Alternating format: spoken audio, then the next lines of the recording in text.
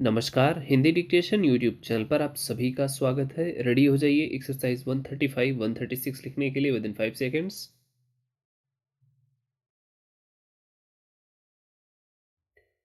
अध्यक्ष महोदय, गांधी जी ने सभी राजनीतिक कैदियों को सलाह दी थी कि उन्हें आदर्श कैदी के रूप में व्यवहार करना चाहिए, परंतु लेखक के विचार में वे स्वयं भी आदर्श कैदी नहीं थे।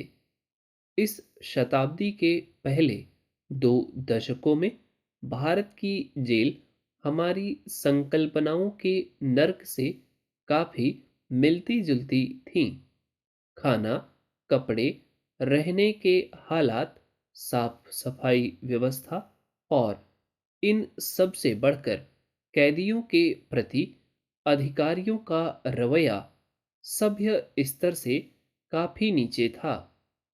जेल कोड के अंतर्गत जो थोड़ी बहुत दवा की गई थी, वह जेल के अधिकारियों के गैरकानूनी और अमानवीय रवैये के कारण समाप्त हो जाती थी।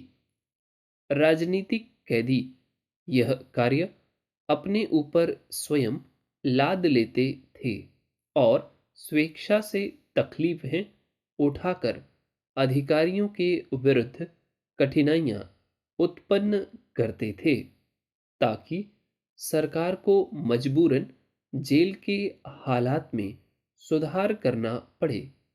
गैरकानूनी ढंग से कैदियों को पीटना और क्रूर यातनाएं देना एक आम बात थी।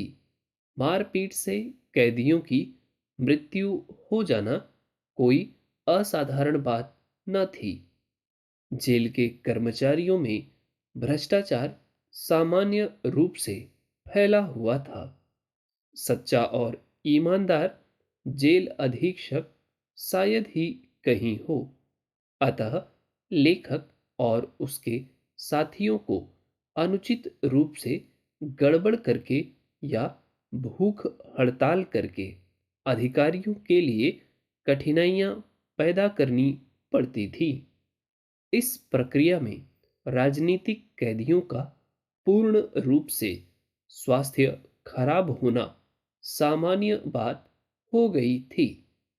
इस प्रकार विश्व युद्ध के दौरान जेलों की हालत में कुछ सुधार हुआ, क्योंकि उस समय विभिन्न जेलों में बड़ी संख्या में राजनीतिक कैदी रखे गए थे। एक प्रकार से वे जानबूझकर कठिनाई पैदा करने वाले थे और निश्चित रूप से आदर्श कैदी न थे। स्वयं गांधी जी ने अधिकारियों के लिए कठिनाइयां पैदा की जब भी उन्हें कैद किया गया। गांधी जी भिन्न अर्थों में कठिनाई पैदा करने वाले थे। जब भी उनको जेल में रखा गया, वे जेल में आने के तत्काल बाद सरकार को मुख्य रूप से राजनीतिक मामलों पर, परंतु प्रायः जेल के हालात पर भी पत्र लिखने शुरू कर देते।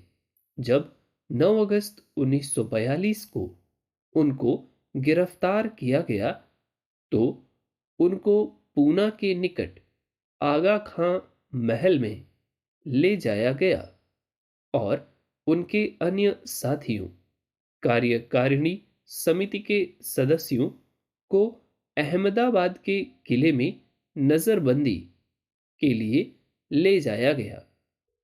गांधी जी और अन्य कांग्रेसी नेताओं को एक विशेष रेलगाड़ी से चिंचवड़ रेलवे स्टेशन ले जाया गया। वहां 2 दलों को अलग अलग कर दिया गया। गांधी जी आगा खां महल में 9 अगस्त को सवेरे पहुंचे। कांग्रेस जनों को अपनी अंतिम सलाह उन्होंने प्यारेलाल को इस प्रकार लिखाई थी। अहिंसा में विश्वास रखने वाले स्वतंत्रता के हर सिपाही को चाहिए कि वह करो या मरो का नारा लिखे और इसे अपने कपड़ों पर लगा ले, ताकि यदि सत्याग्रह में उसकी मृत्यु हो जाए तो उसे सत्याग्रही और अहिंसा में विश्वास रखने वाले के रूप में पहचान लिया जाए।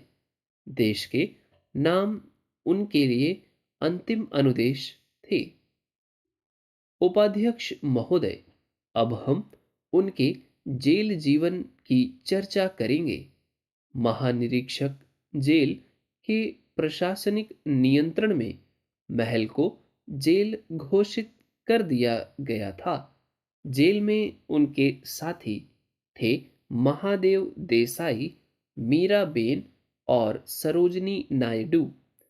एक दो दिन बाद इस जेल में कस्तूरबा भी शामिल हो गईं, क्योंकि एक सार्वजनिक सभा में भाषण करने के कारण उन्हें गिरफ्तार कर लिया गया था। उसी दिन 9 अगस्त को गांधी जी ने वायसराय को एक पत्र लिखा और एक अन्य पत्र बंबई के गवर्नर को लिखा। उन्होंने 9 तारीख को सरकार द्वारा जारी किए गए प्रस्ताव का उल्लेख किया और कहा कि इसमें सरासर झूठी बातें दी गई हैं। भारत सरकार प्रस्ताव में कांग्रेस के और उनके विरुद्ध झूठे आरोप लगाए जाने का उन्होंने विरोध किया। उन्होंने एक सत्याग्रही के साथ अनुचित व्यवहार किए जाने के लिए भी विरोध प्रकट किया।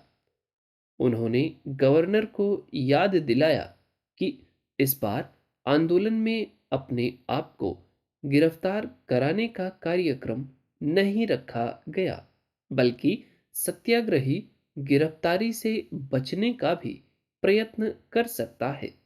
चूंकि वह अहिंसा में विश्वास रखता है, इसलिए उस पर हमला नहीं किया जाना चाहिए और उसके साथ धक्का मुक्की नहीं की जानी चाहिए। उन्होंने यह भी उल्लेख किया कि जेल अधीक्षक ने उन्हें सूचित किया था कि उन्हें समाचार पत्र नहीं दिए जाएंगे, परंतु सरकार के विरुद्ध वास्तविक आक्रमण हुआ।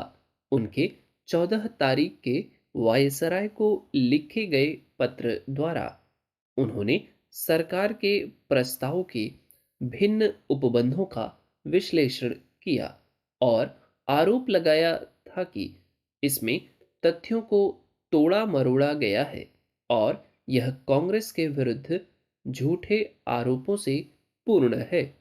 उन्होंने कहा कि आंदोलन का उद्देश्य यह था कि लोगों में त्याग की इतनी अधिक भावना जागृत की जाएगी कि सबका ध्यान इधर आकर्षित हो।